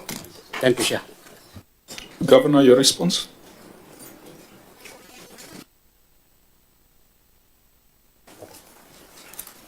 Thank you, Chair. Management has noted the auditor's observation and wishes to clarify that it is committed to settling pending bills in accordance with the Pending Bills Action Plan for financial year 25-26. Out of the 1,524,513,380 outstanding bills as of 30th June 2025, Kenya shillings 713,199,834 has so far been settled, leaving a balance of Kenya shillings 811,313,545. Management is implementing the approved payment plan and has prioritized the settlement of eligible and verified pending bills, subject to availability of funds in line with the PFM County Government Regulations 2015. The payment plan outlines the order of priority and timelines for settlement, and the management intends to settle the pending bills by the end of financial year 2026-2027. Appendix 8A, Pending Bills Progression Summary. 8B, Pending Bills Action Plan for 2025-2026. 8B, another one, Current Status of Pending Bills. Governor, with the progress that you have presented there, how does that change, for example, if you look at your note 20, that you had 148 million outstanding over 3 years. When you look at pending bills as a first charge, with your payment plan, to what extent have those figures changed? Because, I mean, you would have pending bills under 1 year as you wait for your disbursements, maybe 1 to 2 years as you wait for projects to complete. But over 3 years is indicative of a problem. You reported 148 million as bills exceeding 3 years. Is there a specific plan to deal with debt over 3 years? Chair, and I... Or let's allow Senator Cherargei also to Governor, this question. I've seen your response on this matter of pending bill, and I've noticed over 92% of the pending bill of 1.5 billion was accrued by your administration, over 92%. The 8% is historical. Question 1, can you segregate and give us the reason in detail? That is question 1 after what the chair has asked. And number 3, in this 92% of pending bill, are there pending bills that are tied to multi-year projects that the county is undertaking?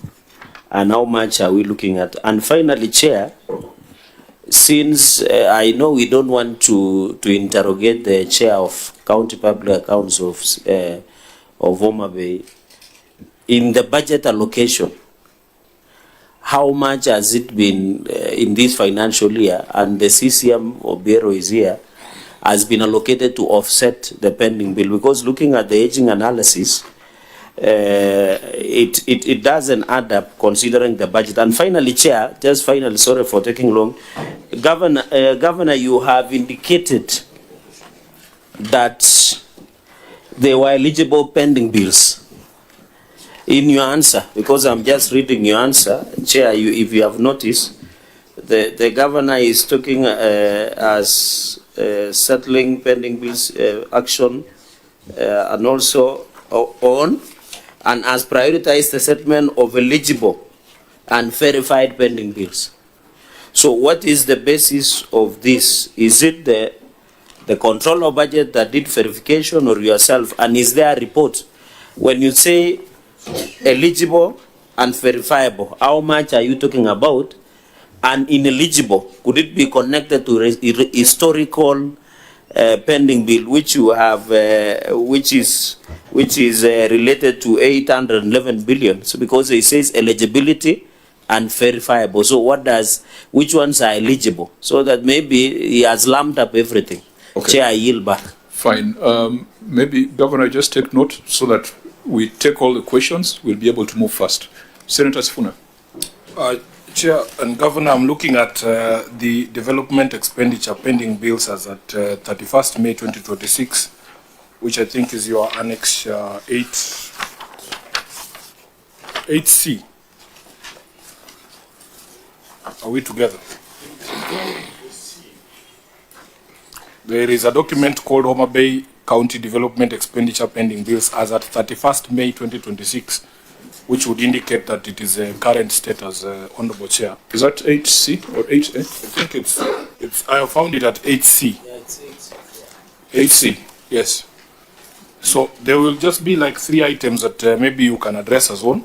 I was picking out the high ticket issues. There is a pending bill of 24 million for construction of Homa Bay County Stadium. Is this the one that was renamed Raila Odinga Stadium? Yeah, so I thought that national government had told us that once the intervention was there, it's number 4 on that list. So just address us why there is still a pending bill of 24 million shillings for the stadium. Secondly, Honorable Chair, at number 9 there is an amount of 348,954,000. That is a pending bill for construction of 2-door pit latrine at Ngeri Beach in Kaksingri West Ward at number 9. Chair, if the pending bill is 348,954 on a construction of a 2-door pit latrine, what was the cost of this project, Honorable Chair? And does it make sense that latrines are that expensive to build in Homa Bay? That is item number 9 on that list.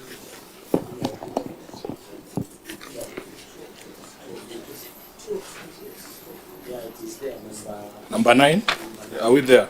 And finally, Chair. Oh yeah, there seems to be, I was struggling to follow, but I've seen it now. Because that's the number 9 on the second document. Yes, Chair. Because there are 2 documents. Okay, I'm with you now. Yes, there's the one that is titled Development Expenditure Pending Bills as at 31st May 2026. It comes after the summary of pending bills. Yes. Okay.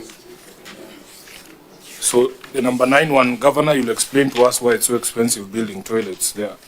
And then finally, there is the 3.588 million at number 19. This is construction of main block at Gingo Health Center in Suba South, Kaksingri West Ward.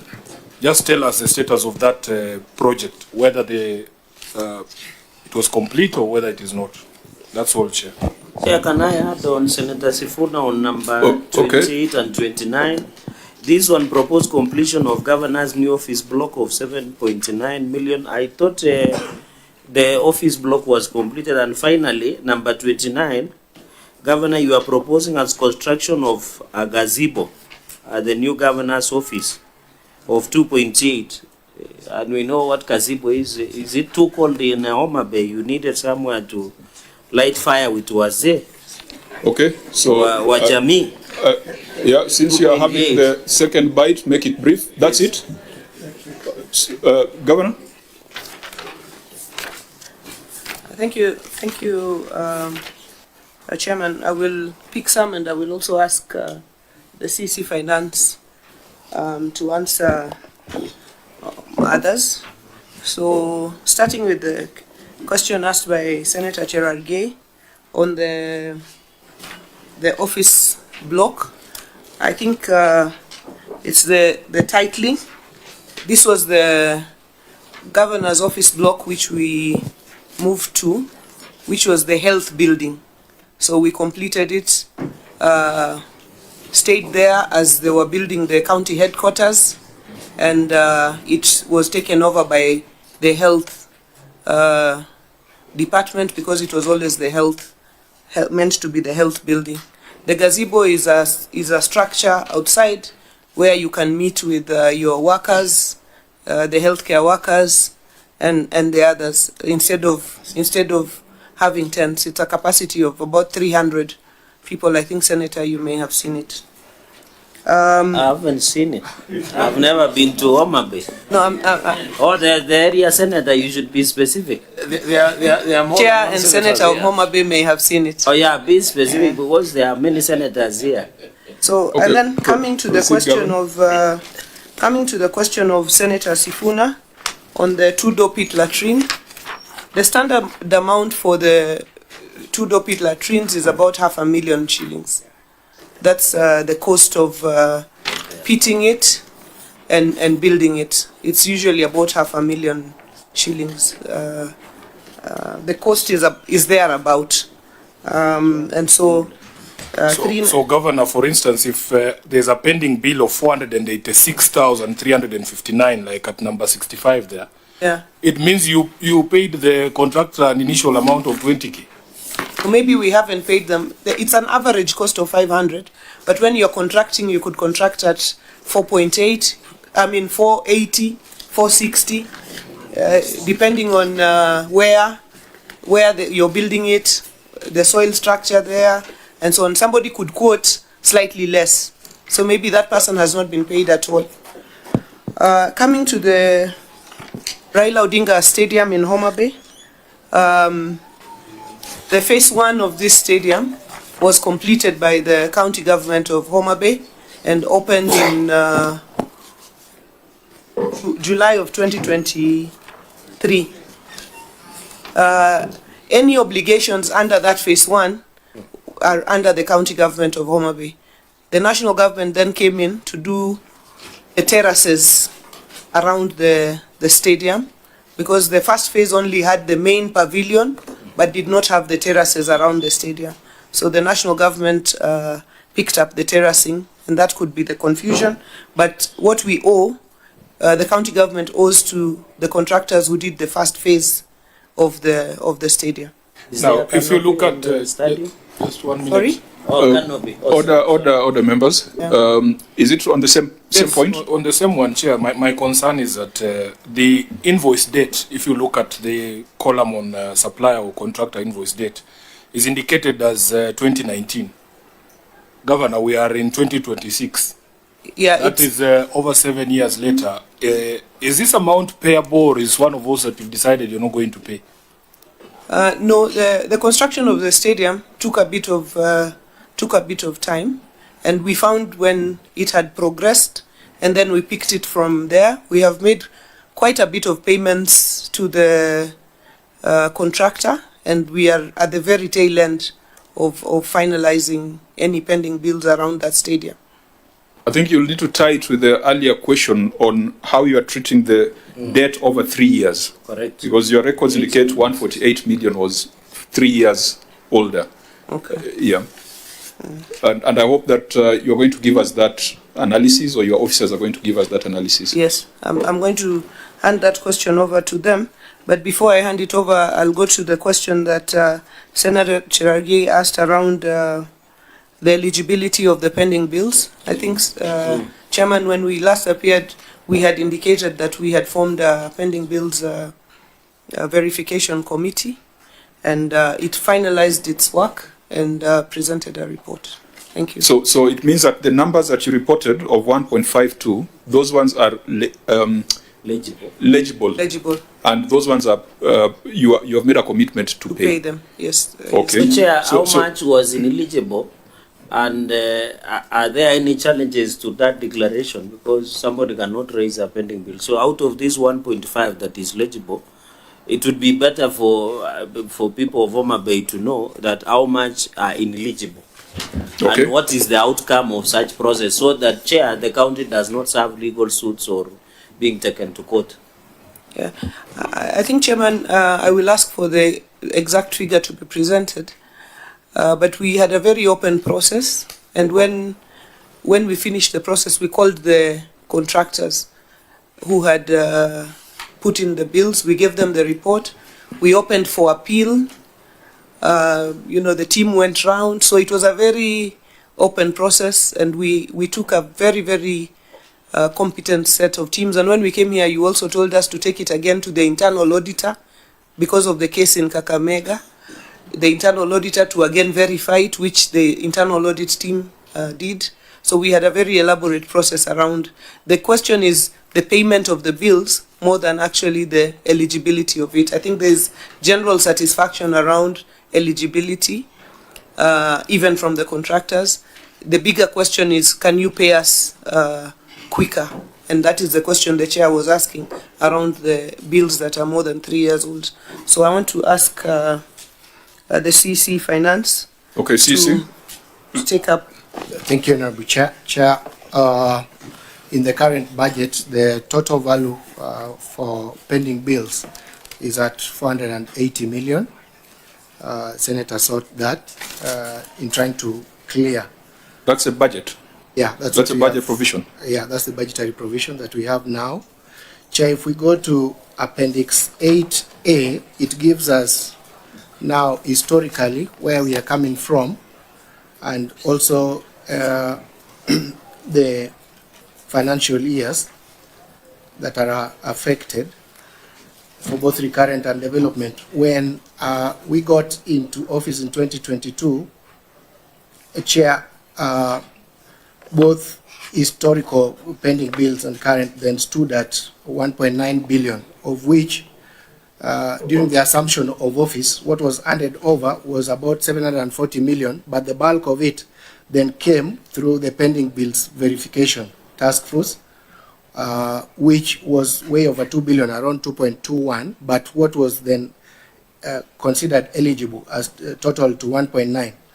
Chair, in the financial year then 2023-2024, that figure was reduced substantially to 1.192 billion. Then now in the year 2024-2025, there are those that were verified by the pending bills task force, but they said due to time constraints, we had to use our internal audit department to further confirm and liaise with the Office of the Auditor General to confirm that those are also eligible, because they didn't visit the actual sites of where these works were done. So that figure then made a jump when we went to the financial year 2024-2025 that took us to the 1.5 billion that is in question today. However, Chair, as at 31st of May 2026, the county government has made substantial progress on our pending bills and has reduced it to the current figure of 811,313, which we are further making attempt to reduce by allocating 480 million. So in that 700 million reduction, because you have reduced it by 700 million from, Yes, from 1.5 to 811. Yes, Chair. How much of that debt is still older than 3 years? Chair. The reason I keep asking this is, you see, 3-4 years ago, there was a different government. And you don't want to create an impression that bills from the old government are not being paid. Because as you have explained, whatever you have here is verified. And as we also said when you're here, that the Senate has got no power to tell you pay this bill and not that other one. It's your internal processes. So out of this 148 million that you had reported as older than 3 years, you have paid 700 million since the last audit. How much has that figure moved over 3 years? Chair, we gave priority to historical pending bills, and there are just a few historical pending bills that are outstanding, Chair, in my estimation, but I will be able to provide the data. Can you provide from my team a ballpark figure? Just to get about 55 million of the historical pending bills could be outstanding now. Reason? It's better to get the actual figure. Yeah. Okay. Chairman, allow us to get the actual. The actual. Yeah, and as you get that, I wanted to find out how much of that relates to statutory contributions, gratuities, staff payables. Do you have any such outstanding? Yeah, Chair, we will be able to provide the data shortly as the meeting progresses. Senator Sifuna? No, Chair, the amount of pride I have seen Homa Bay taking in this stadium, and the fact that it is named after my former boss, I think it's very unfair to have a pending bill from 2019, which essentially, Governor, would be attributable to phase 1 of that stadium, right? So I'm hoping that in the budget, what you've set aside, when next you appear here, we will not have pending bills. I don't want that contractor to be crying in Raila's name. It does not even have to be. It does not even have to be the next meeting, yes. Because the officer said he's getting the exact details of the 55 million. Yes. Yeah. So once he gets that, we can be clear and give specific directions. Thank you, Chair. Yeah, I'm hoping that it is part of that 700 million. Chair, maybe, Governor, we were in that stadium during the Revolution Conference. So you say terraces was done as canopy also being done for the entire stadium or only at the pavilion? Sorry. So I take note of Senator Sifuna's point that nobody should be crying in Baba's name. So we have made quite a bit of progress in paying the contractor in question. So I think maybe that earlier invoice should have been, I'm sure we've paid him a lot more even after the 2019 invoice. But coming back to... Can you just maybe, do you already have the data that you're saying you're analyzing? No, because you are saying you have reduced it to 55 million. No, so, what we said... So maybe you might find it has been knocked off. Let us work out the actual figure and give it to you. Because you said how much of the 701 has reduced the earlier bills. The 3-year-old? Yeah. And how much of it relates to staff gratuities, staff payables, and statutory deductions. Deductions, exactly. So I think that is what we must provide, which is coming. But I wanted to answer Senator Cheragei's question. The first phase was the main pavilion, the VIP pavilion. The second phase was the terraces and the canopies of the rest of the stadium. It was first 2,000 seater, now it's 12,000 seater. Thank you, Chair. So is it now